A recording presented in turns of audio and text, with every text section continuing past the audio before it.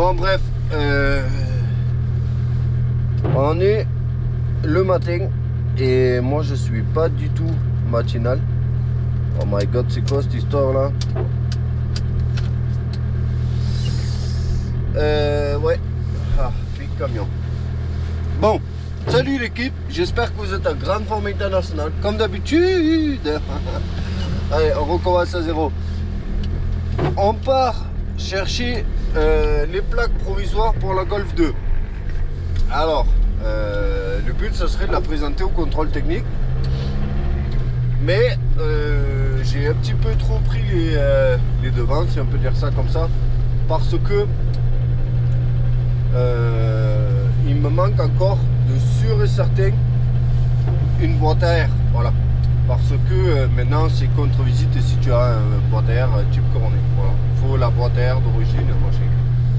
Et même si tu te fais arrêter, parce que c'est devenu un délire ici au Danemark, même si tu te fais arrêter sur la route par les flics et que tu ouvres le capot, ils te demandent d'ouvrir le capot maintenant parce que c'est des petits balais. Si tu n'as pas la boîte à air d'origine ou que tu n'as pas la ligne d'échappement d'origine, que tu as supprimé des silencieux ou un catalyseur ou quoi, c'est convocation au contrôle technique. Voilà. Et ils peuvent même immobiliser la voiture et t'enlever les plaques. Voilà. Donc bref, j'ai récupéré, je pars récupérer là les plaques provisoires que j'ai pris pour aujourd'hui et pour demain. Et voilà, là où j'ai pris un peu de risque, c'est que je n'ai même pas encore de rendez-vous au contrôle technique et je n'ai pas encore de boîte à air. Et trouver une boîte à air pour Golf 2 apparemment, c'est pas si facile que ça. Donc ce que je vais tenter de faire, c'est que je vais récupérer les plaques, étant donné que la casse est juste à côté. Je vais essayer d'aller trouver à la casse une boîte à air de n'importe quoi là, d'une 600 ou d'une Fiat Punto ou d'une Renault Clio là. Et d'ailleurs je viens de me rappeler qu'en fait je voulais prendre les manchons de la boîte à air, de la mienne. C'est con, parce que là je viens de partir et j'ai pas envie de revenir. Bon, comme je te dis, on est le matin et je suis pas matinal moi. Je vais certainement m'endormir là-bas dans le camion là. Je voulais prendre le manchon en fait pour pouvoir tester sur d'autres là-bas. Histoire de pas arriver à la maison et devoir improviser des trucs. Voilà. Donc je vais tenter de mettre une boîte à air de n'importe quoi. Pour ça c'est un Golf 2 turbo diesel sans électronique, donc je pense pas que le fait que ce soit une boîte à air de Seisento ou de Scania ça change rien. À partir du moment qu'il arrive à aspirer de l'air, je pense que ça va aller. Il va pas faire des défauts moteur au tableau de bord, il n'y a même pas le voyant pour. Donc bref, plaque provisoire, parce que pour ceux qui n'auraient pas suivi, je vais te résumer vite fait. J'habite au Danemark et au Danemark c'est simple. Si tu n'as pas d'assurance, on t'enlève les plaques. Si tu n'as pas de contrôle technique, on t'enlève les plaques. Si tu n'as pas payé ta taxe de poids, qui est tous les 6 mois, on t'enlève les plaques. Après, voilà, généralement, quand tu as un des trois, et généralement c'est surtout si tu ne souhaites plus la passer au contrôle, que tu ne souhaites plus payer la taxe de poids, tu peux ramener toi-même les plaques pour désimmatriculer la voiture. Voilà, donc tu gardes ta carte grise, mais tu n'as plus les plaques et tu peux plus rouler avec. Et bien sûr, il est possible de ne pas payer et de ne pas rendre les plaques et de rouler comme ça. Mais le problème, c'est qu'au Danemark, les voitures de flics, ils ont des scanners de plaques. Donc à moins d'habiter vraiment à la campagne, de jamais croiser les flics, ça va pas durer longtemps. Voilà. On en voit souvent qui tentent le coup. Tu vois en fait une voiture garée au bord de la route avec la banderole police autour et ils ont enlevé les plaques. Voilà. Donc c'est pour ça aussi que souvent au Danemark tu peux faire des affaires sur des véhicules comme ça, surtout les utilitaires. En fait c'est surtout les voitures qui ont une taxe de poids chère, donc utilitaire tout ça, mais tu peux aussi faire sur les voitures qui n'ont pas passé le contrôle technique, tout simplement parce que souvent ces gens là ils le font quand c'est trop tard en fait, c'est à dire qu'ils mettent la voiture à vendre une fois que le contrôle est dépassé et qu'ils ont ramené les plaques. Donc là forcément pour monsieur tout le monde ça devient un peu compliqué parce qu'il faut soit un porte-voiture, soit il te faut acheter des plaques provisoires, c'est quand même possible. Parce que tu payes au jour en fait.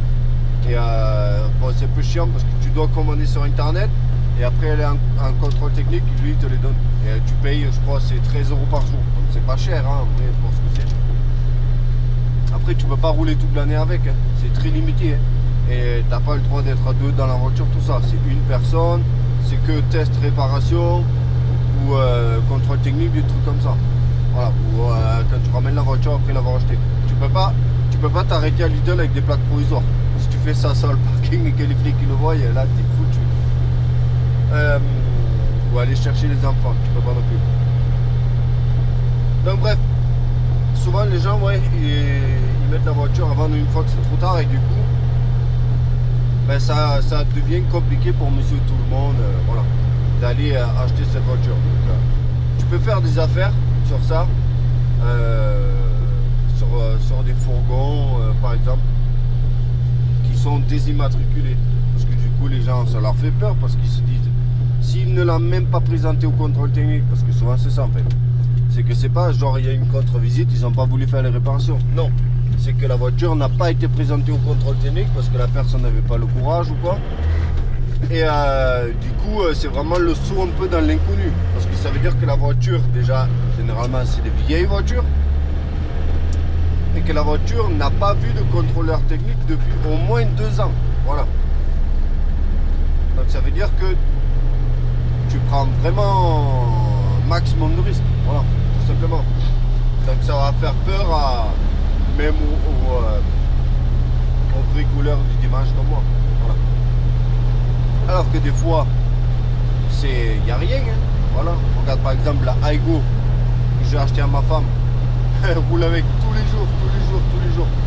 Et laisse tomber, je crois qu'on lui a mis 10 000 km en 1 an. Elle a 301 000 maintenant. Donc elle a passé la barre des 300 000 alors que c'est une Aygo 3 cylindres essence.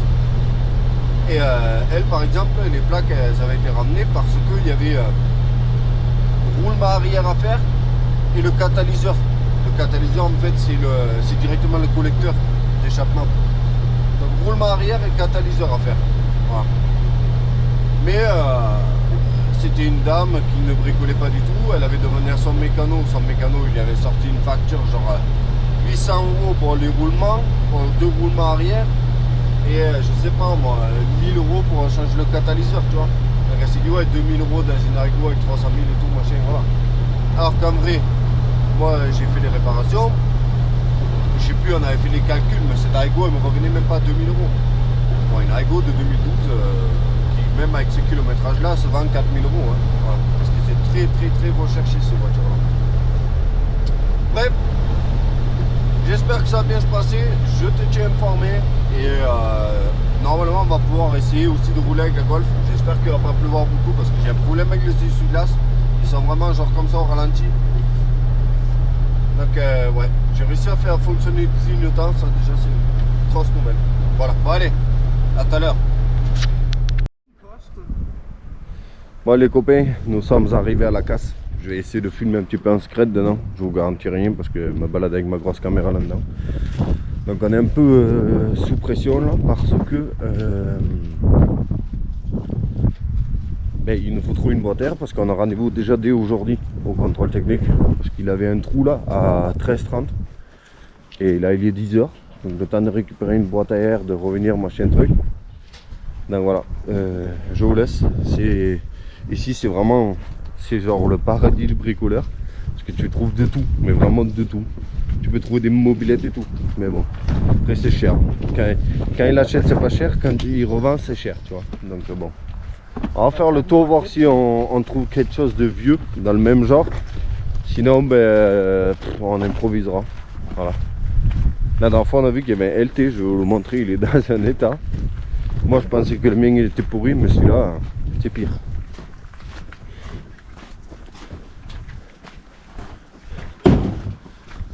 Regardez la fermeture de porte, c'est énorme. Il est pourri. Sympa hein. Je J'aurais jamais pensé que ça serait si difficile de trouver juste une boîte à air. Il nous faut un carré, voilà, ou un rectangle avec une sortie droite. Et bien je crois qu'on a ouvert une centaine de capots, sans mentir. Là on est derrière et on a fait tout le tour de l'autre côté. Et là le seul truc qu'on a trouvé qui peut peut-être aller, c'est une boîte à air de Volvo quoi. Et encore, hein, ça va être en mode, il va falloir adapter. Ej, den er alt for dyb, man. Så skal man i hvert fald skære bunden. Ja, lidt trop profond. Jeg troede lige, den ikke var så høj. Så skal man skære den over her i hvert fald. Bon, ben on repart à la recherche. On avait vu un truc sur un Hyundai Getz, je crois. Bon les copains, ça y est, c'est l'heure. Hein. C'est même plus que l'heure, on est légèrement en retard. Alors que normalement j'y vais toujours en avance, genre une demi-heure en avance. Déjà pour être tranquille, et en plus comme il a toujours beaucoup de temps, il a souvent du temps entre deux, tu vois, parce qu'il met une demi-heure par voiture, mais genre quand tu as une voiture toute neuve qui arrive, ça lui prend pas une demi-heure, du coup voilà, il a beaucoup de temps mort. Donc généralement j'arrive en avance, comme ça au moins il me fait passer, voilà. Bref, là on est dans la Golf, on a monté la boîte à air, j'ai complètement oublié de vous filmer, donc c'est une boîte à air de Hyundai Getz, je crois, un truc comme ça. Et ça passait plus ou moins bien, voilà. Il y a juste le logo Hyundai dessus, le collègue, et il pouvait pas. Il disait ah, il n'y a pas moyen, donc il a pris la disqueuse, il a littéralement libre le plastique, il a dit voilà, au moins là c'est moche pour quelque chose. Donc il n'y a plus qu'à croiser les doigts. Je n'y crois pas des masses malgré tout ce que j'ai pu faire. J'ai essayé de faire en sorte à ce que ça se passe bien, mais je n'y crois pas trop. Et puis voilà, bon, je vous tiens au courant. Voilà. Ciao.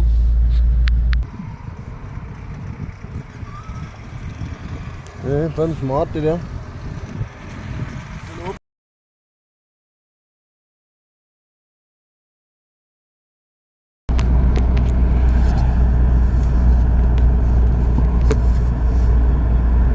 Bon les copains, dans la précipitation ce matin, j'ai oublié la caméra à la maison.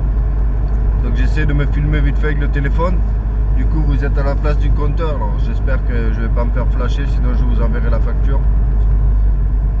Ouais, donc pareil hier soir, ouais, j'avais laissé la caméra à la maison, j'y suis allé, tu vois.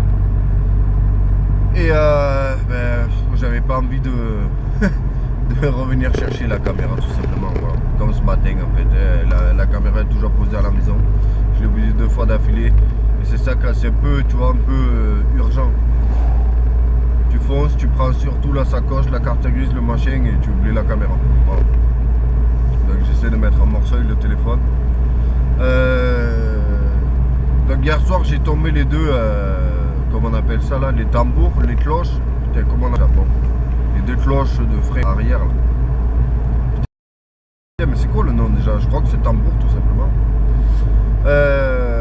Et en fait tout est neuf, absolument tout est neuf.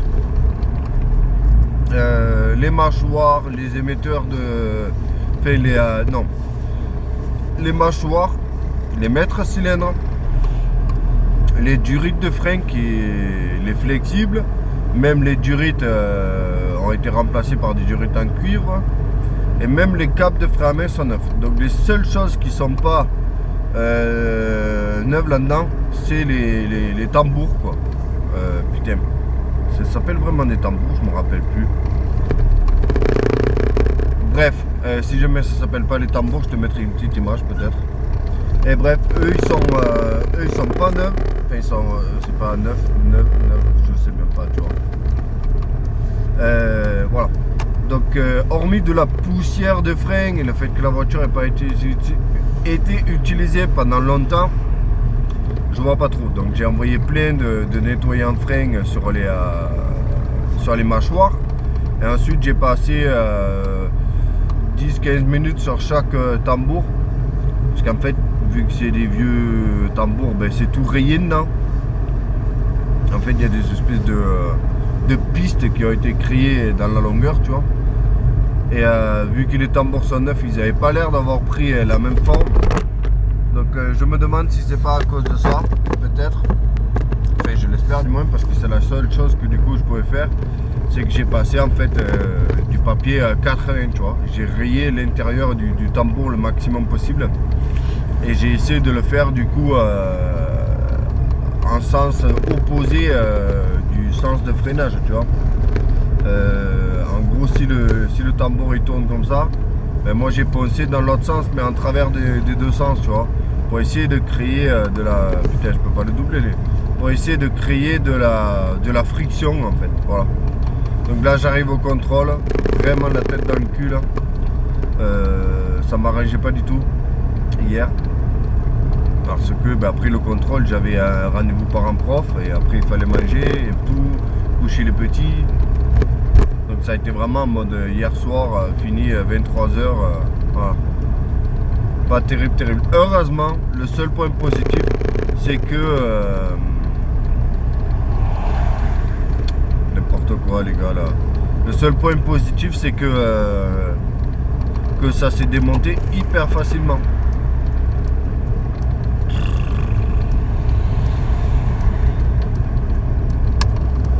Les gens ils doublent n'importe comment parce qu'il y a un tracteur là. Oh putain. Merde. Ah ouais, c'est pour ça qu'il m'a donné rendez-vous à 8h30. C'est même pas ouvert encore le contrôle seulement.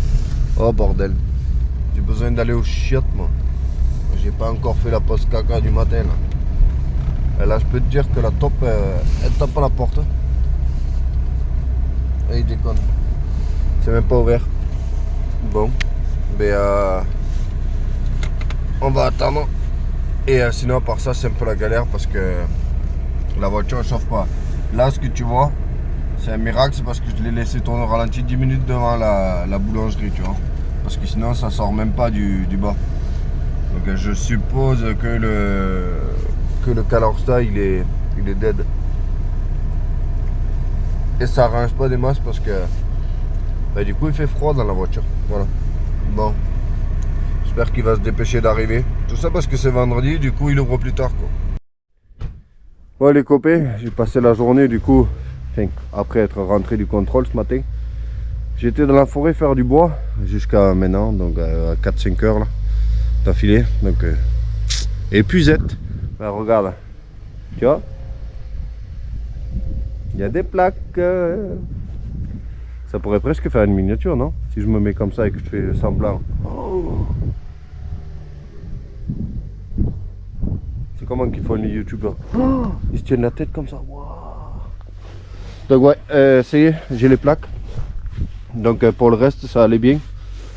Si j'ai fait du ping-pong l'autre jour. Donc maintenant, les problèmes que j'ai, c'est cette poulie de pompe à eau là, qui fait un bruit pas possible, et le turbo qui marche clairement pas. Il n'y a rien à faire, ça marche pas. Voilà. Là. Attends, je regarde le retour écran, si on peut pas faire une miniature de race comme ça.